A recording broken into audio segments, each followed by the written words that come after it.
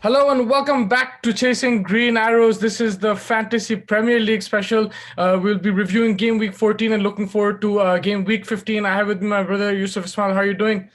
I'm doing good, bro, as always. How was Uh, your week? Oh, high scoring week, man. I think for me and for everybody else, especially if you had Salah and Bruno automatically, you got like 45 points, assuming you captain one of them. Yeah, Like you got like 50 points almost, man, from both of them. So it was, I think, an unbelievable high scoring week. But yeah, I also had Jack Grealish. He got me a few assists.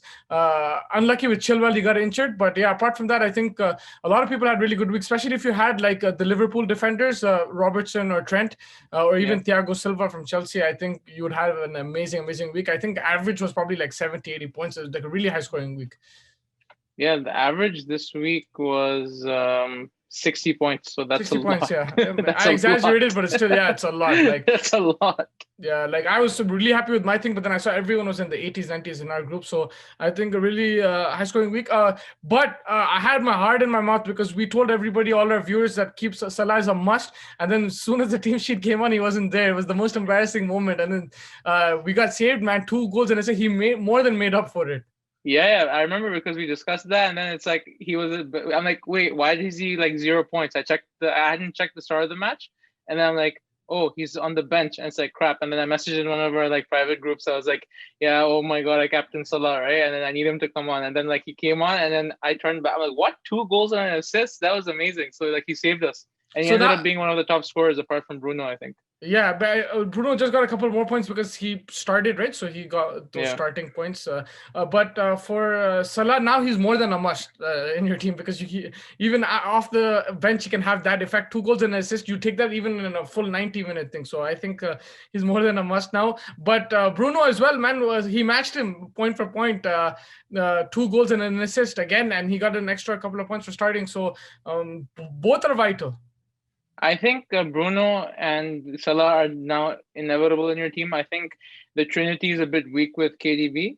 He hasn't been performing to that level. Like if you have him on your team, that's fine. But I think again, I always out of all of us on the FPL show, like I'm probably the most impatient. But like Yeah. if you had to get rid of anyone, and if you've had KDB for a while, maybe there are other options who are being more consistent these days. So I think Bruno and Salah are your big boys, and then maybe Son instead of KDB. But yeah, I agree with you completely. Yeah, and now can you see my screen? I can see it.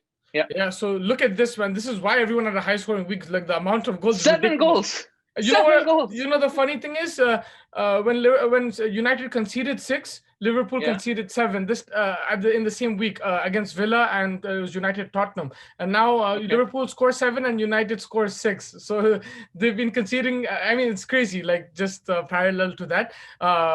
But yeah, man, I think Liverpool.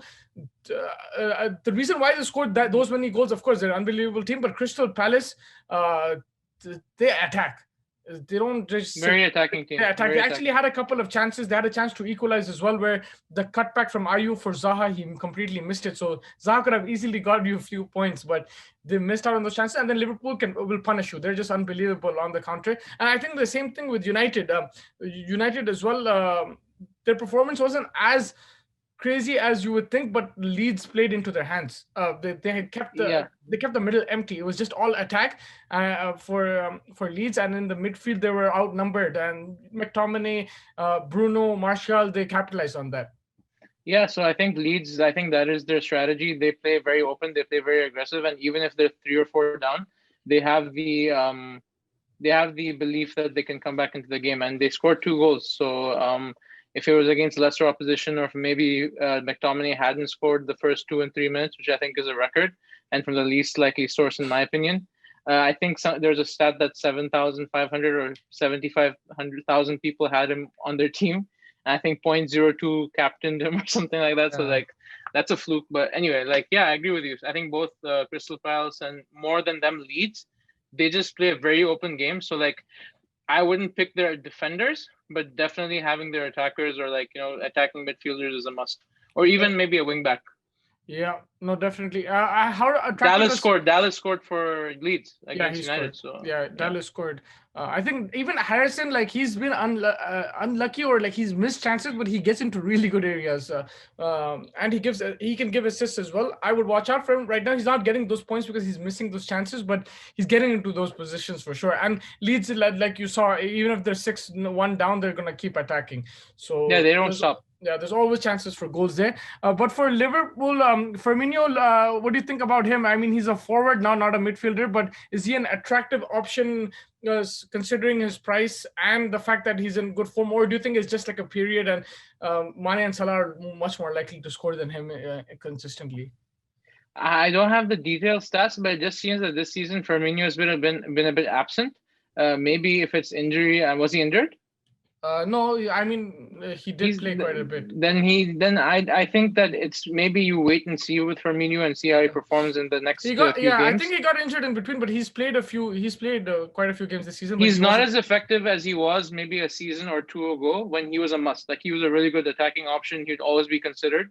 But I think in the last season and even this one, I think the COVID affected season and this season he hasn't been as effective. So I don't know if Firmino is a long term pick Yeah, in the team. you I can don't see think this. He's played all the games this season, like at least the so. first half. Yeah, I think avoid Firmino, as TK would say, avoid him, and then maybe stick with either Salah or Mane. For Liverpool, your assets has to be Salah. Like I'm sorry, like Mane will get you points, but Salah he'll just get you more.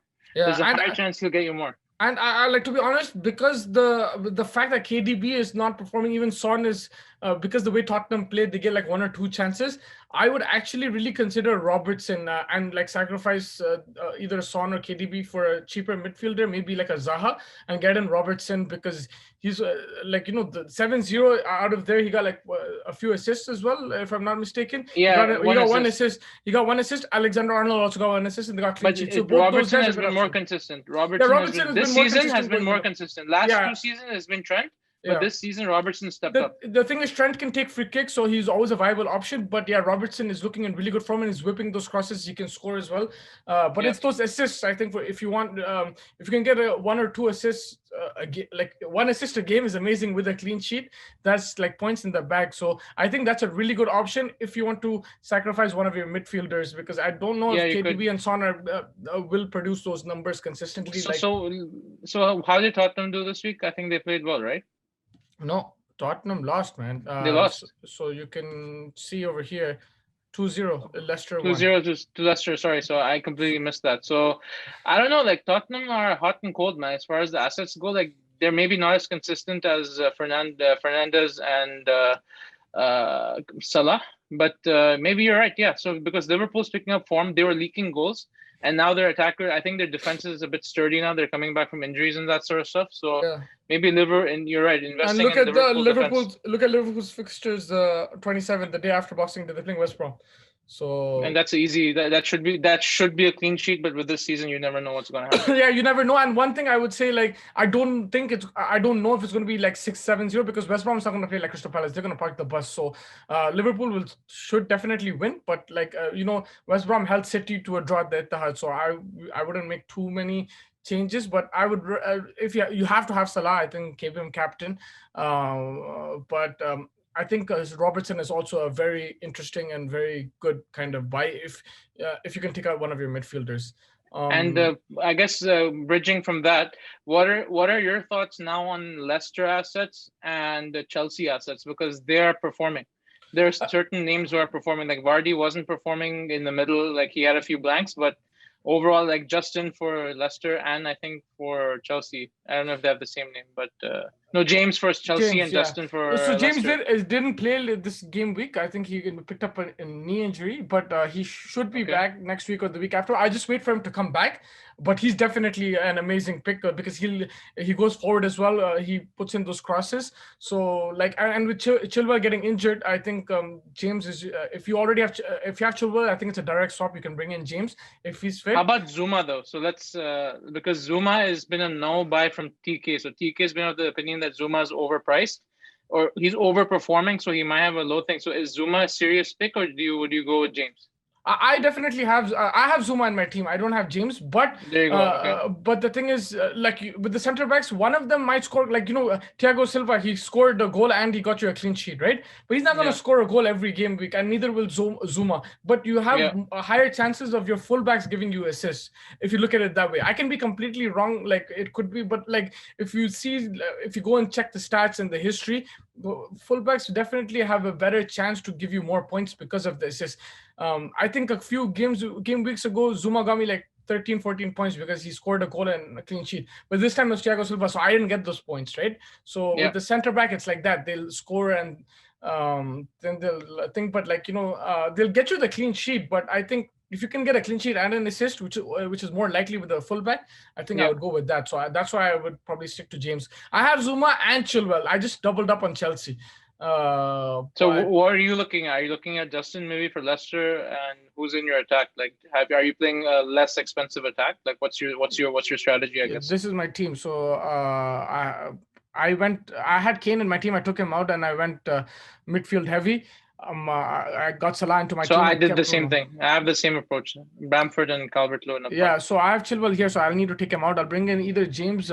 The thing is, I want to get in Robertson, but I won't be able to afford him. So if Okay. it's a straight for swap, I'll get James. But also Cancelo from City is a very good option. Left back, City do get clean sheets as well. He's a very good option as well. He's a bit cheaper than Robertson and what's his name, Trent Alexander-Arnold. So he's a good option for a fullback from City. Even Diaz center back, he's a good option if you want clean sheets like Zuma. Yeah. But Justin from what do you call it? Leicester. Leicester. But the problem with Leicester is they're very inconsistent. They win one week, they lose the other week. I think they lost to who was it, man? If you see over here, Leicester lost to Everton 2-0 last week, and then they Okay. came and they beat Tottenham 2-0. So are you saying from a defensive perspective, or do you think even Vardy is a bit of a gamble? No, Vardy's not a gamble because he'll draw blanks, but he'll still come and score goals. So from the strikers, he's still more consistent than the other strikers in the league. And maybe Calvert-Lewin is probably just a It's bit more, more. yeah. Yeah, but He's up apart there. from that, Vardy is he's one of the most consistent. He can draw blanks, but you have to be patient with him. He's been in my draft team this whole time, and he's because of him, I'm winning games. Like he gave a goal and 2 assists, I think, last game week, and then another goal this game week. So Vardy will always get you points, man. So Apart from that's his an skill. example of sticking with someone from the beginning, right? Not making those changes as quickly, like over the course of a season. Like in the shorter term, like you're very tempted to swap out people, a very reactionary approach. Yeah. But that's just an example of like having a longer term strategy, not worrying about a couple of blanks because he'll come back and give you those returns, I guess. Yeah, and actually, it also really helps if you watch the matches with the highlights because you can tell how the team is playing. Like someone like Tottenham, if you see Kane scoring, I think Kane gave me quite a few points in the last few games, but I took him out because I saw his Tottenham style of play, and I realized that these guys might just get 1 or 2 goals, not more, unless they're playing like a team like Leeds. Yeah. Not weaker, but like who are over attacking, they might score like 5, 6. But apart from that, I don't It's see a them 1-2. scoring. Yeah, so the style of play influenced me into dropping Kane and bringing in Salah and getting in Che Adams as a cheaper option for Kane. Okay. So Justin stay away from him maybe and try to bring in Robertson? Is that what you're saying, If or you straight can, swap for James? Yeah, I would probably go straight swap for James Chilwell, but if you can afford Robertson, I would go Robertson. If you can take out a KDB or a Son, then maybe. But otherwise, I think I would do a straight swap there.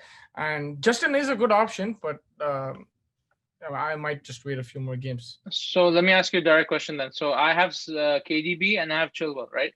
And I think I might be wrong, but I might have 2 free transfers this week. What do you think I should do in that position? What's your opinion? So you can take out. I mean, it's a risk, but you can take out KDB. So if you look at the transfers here, look at your midfield options. If you take out KDB, do you have Grealish in your team? No, I don't. Yeah, I would get in a Grealish or a Zaha. And use the money to get Robertson? Yeah, like that's what I would do. But that's a risk, like, if KDB. But the thing with KDB, what I've seen of him so far, he's always going to get you in. He can always get an assist, but there's no one there providing. So until, like I said before as well, until Aguero comes back and is firing, I think I just hold off on KDB. but he'll get you those crazy game weeks. But I don't know, man. Just for now, but He doesn't seem to be. You're saying you should stay away from KDB or keep him in the team?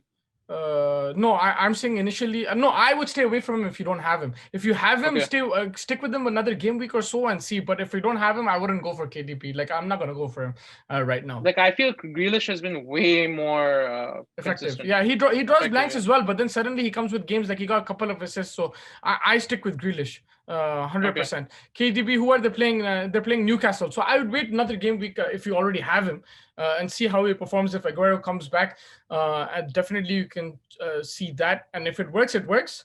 But if it doesn't work till the end of the year, till like I think I would give him till 28 December 20. When are they playing City? The last game of the year.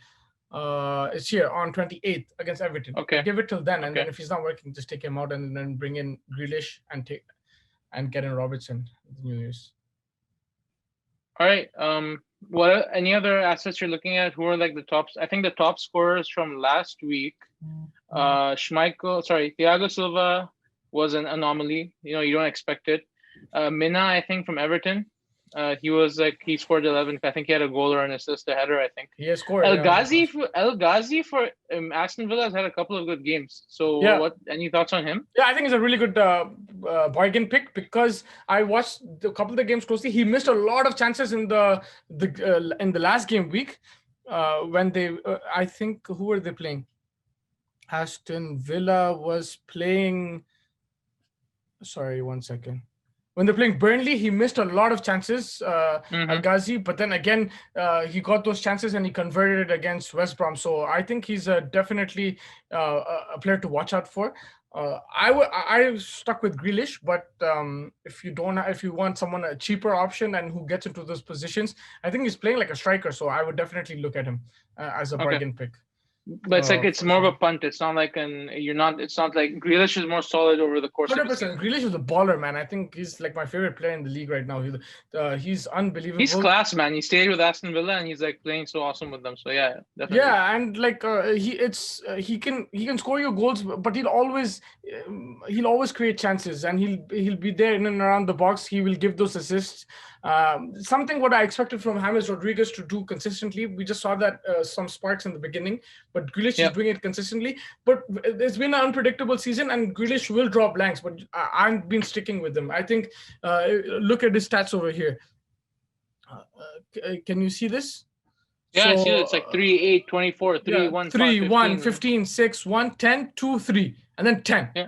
So he's barely blanking in a sense, kind of. Yeah, like you have to be like, you can't be like impatient in this situation. He's an amazing player. Their team is in good form. I mean, even if they're not in good form, like these guys are always threatened to score goals. If they can score 7 against Liverpool, they're always threatened to score goals and create chances. So I would keep him in my team for now. And I guess your view is kind of like stay away from Tottenham because they're not playing, like the way they play is a bit not lucrative for getting fantasy points, I guess. The thing is, I was very keen on Spurs defenders because the way Mourinho sets up, I think it's unbelievable. They'll get clean sheets and everything, but they've been conceding goals. So that's why I just hold on. Someone like Eric Dyer, like 5 million, he can get you clean sheets. Underrated by, yeah. Yeah, Aurier, Reluchan, all of them. I think they're all really good. And Son and Kane are amazing, man. I'm just holding off right now because they're not in good form, firstly. So even those 1 or 2 chances or 3 or 4 chances they're getting, they're not putting them away like we saw in the Liverpool game as well. So I just hold off for a bit now. I still have Son in my team and wait till the year because they're still quality, Kane and Son. So I wouldn't just write them off like that. But I just took a risk because I really needed Salah in my team. So I had to take out Kane. All right. And what's your take on the goalkeeper situation? I think as the season's gone on, the 2 value picks for goalies has been McCarthy, who you both have, and then you have Martinez, who's he's 4.4 more expensive, right? So like, what are you like? Would you stick with McCarthy for the season? Because goalies, we really don't talk about them that much. Like usually, there's been like one guy who surprises us every season. I think last season was Pope. Or was it Pope last season who was performing above his budget? He's doing it again. He's second on the list in terms of points, Pope. So Pope is always a good There you go. buy Yeah. because even the way Burnley is set up, they're very defensively organized. Sean Dyche has them well drilled.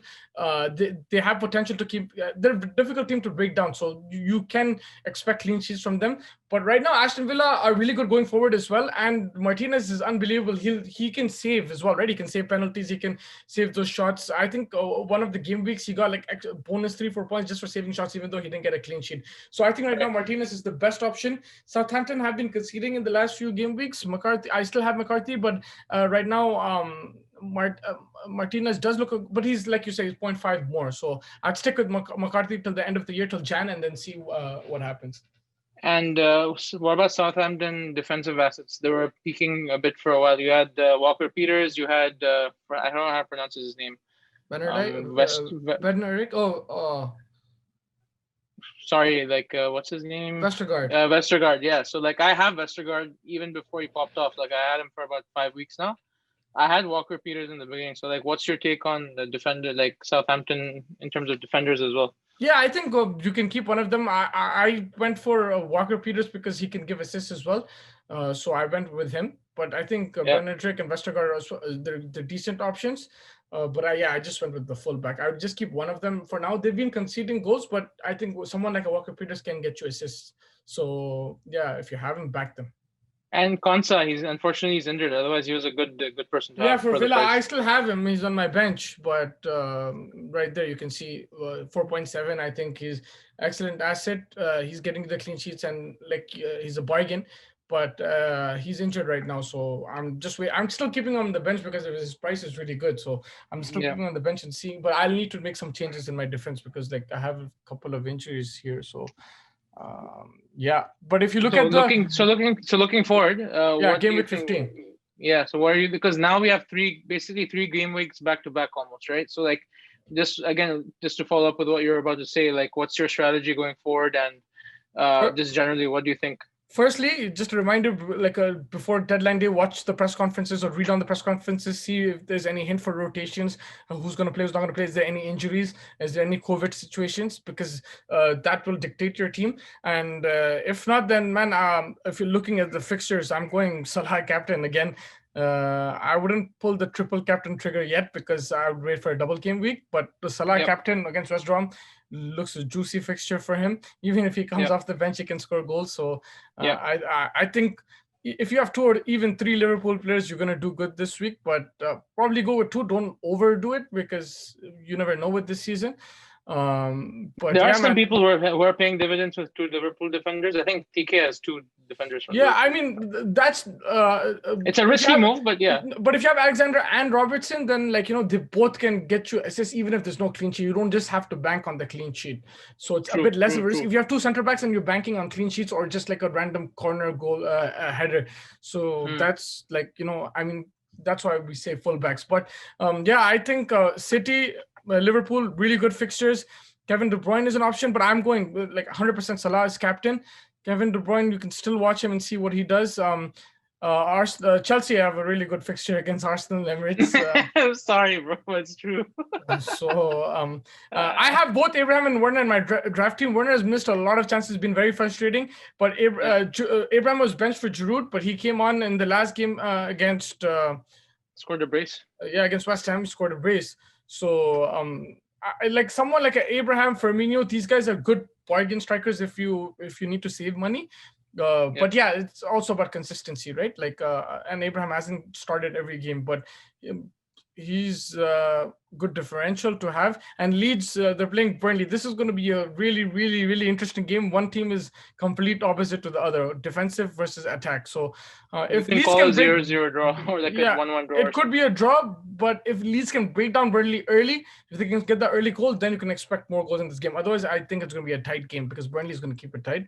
And so we both have Bamford and Calvert-Lewin. So I think we stick with them right there. I don't think there's a need to bring in someone else because I think they're doing decent. I'm looking at the fixtures. Looking at the fixtures, they're both good boys. I think differential picks, there's a few options there. I think for captaincy, Calvert-Lewin. It's a risk, but it's a differential pick. I think Bamford, but again, the Burnley set up defensively, and then Grealish and Zaha, they're playing against each other. I think one of One of them them is might going go. to do something. Yeah. I think so because they're both attacking teams. So I think they can create, but these are differential picks.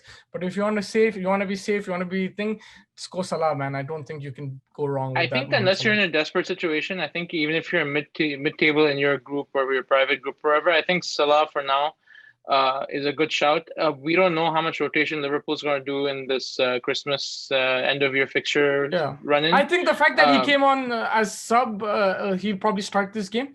But yeah, and Bruno will. I think Bruno will start as well. Leicester away. It's a tough fixture, but United play well away from home, and They're in a Bruno. good United's on a good stretch of form. They're third in the league, game in hand. So Yeah, maybe and Ole. I hope Ole doesn't. I guess take the foot pedal off the gas. Right, if they're doing well, just keep trying to get some results. And yeah, they and have more backup this season to rotate. Like yeah, Cavani is there, Van de Beek is there. So yeah. I think they will. They can rotate, but I still feel Bruno. And you saw both. Even Bruno, when he came off the bench, he gave an assist. Salah scored 2 goals and assists. So these two are high quality players. You can choose between the captaincies, but I just feel that Liverpool at home have an easier fixture. That's why I'm going Salah. yeah, I think this week Salah is the shot just because of the way he's playing. I think the next game week, Manchester United is playing Right, Wolves. the next day. The next day, sorry, yeah. So I don't know. In that, maybe you could pick Bruno, but the way the fixture list looks, I think Salah, man, even for the next few game weeks, keep Salah. That's what I think. Yeah, I think 100%. I'm also going Salah, but yeah, I think that wraps up this game week, and looking forward to the next game week. Who's your captain, Salah? Yeah, Salah. I think it's easier. Just stay with Salah. Any last thoughts? I think just in general, like keep your team intact. Don't make too many changes. Wait for injuries. I think is there an international break in the new year? After, if you on the top of your head, I would say just wait maybe until the first international game week to make any significant changes or use your wild card. I think there might be an FA Cup, but yeah, I don't see an international in Jan, but I think it might be in Feb. But yeah. So basically, like, just play the long game. Don't be frustrated by the quick turnaround matches resulting in rotations. But just make a couple of changes based on injuries and just see how it goes. Because as the season progresses, you'll have more double game weeks where you can play things like your triple captain and even your free hit. Yeah, 100%. Yeah, I completely agree with that. I think you know who the big hitters are. You can stick with them, and then don't get too swayed away. Like, El Ghazi scored, McTominay scored, but don't get too swayed away from those performances. And didn't really hurt anybody because I don't think majority of the people had them anyway. But I would just keep a lookout, keep a look at differentials and everything. But yeah, consistency is the key, and back your players. I think that's what I would do. Like, Grealish, he's gotten me like some single digit points. He's drawn blanks, but then he's come up and gotten those numbers. So I'm backing him. So like that, I would back the players unless there's injury or COVID. Then you can change around. Sounds good, bro. I think that's everything that we have for this week. For sure. Thank you. Take care, and see you soon. See you next week, bro. Take care of yourself, and let's get into these fixtures, man. This is my favorite time of the year when it comes to the Premier League. It's the only league that stays open during Christmas, and it's gonna be fun, regardless of the FPL. It's gonna be an action-packed Boxing Day. Have fun and take care.